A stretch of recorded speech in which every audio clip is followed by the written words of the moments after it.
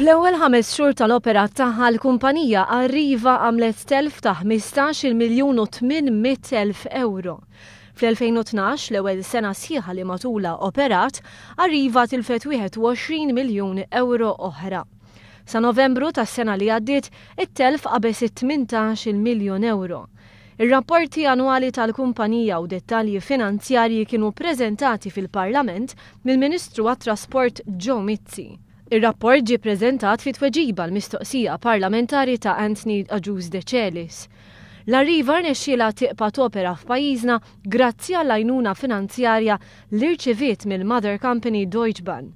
Filwaqt li sa Novembru li għadda Arriva kienet stmat li n-nefq operattiva tagħha tlaħħa 32,700,000 euro, il-nefqa fil-verità tela tal-44 miljun.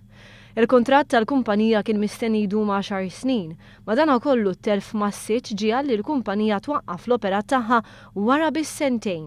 Il-kumpanija Arriva komplet titlef il-flus wara li kellha tirtira 75 bendibas mit-toroq Maltin minħabba li bdew jieħdu n-nar u kienu ta' periklu kbir għal passiġġiera.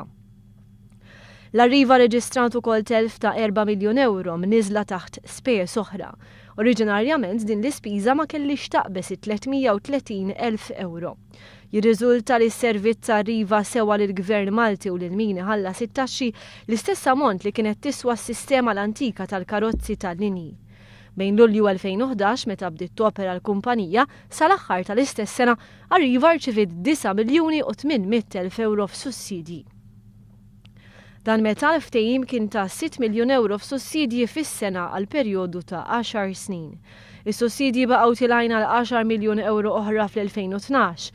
Minkejja li l-Arriva stmat li tagħmel kważi 24 miljun euro f'beħ ta' biljetti s-sena li għaddiet, sa Novembru biegħat biss b'21 miljun.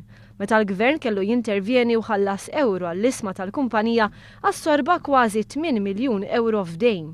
Il-kumpanija Deutsche Bahn li l-Arriva sussidjarja tagħha qablet li tikkanċella djun ta' xejn inqas minn 69 miljun euro.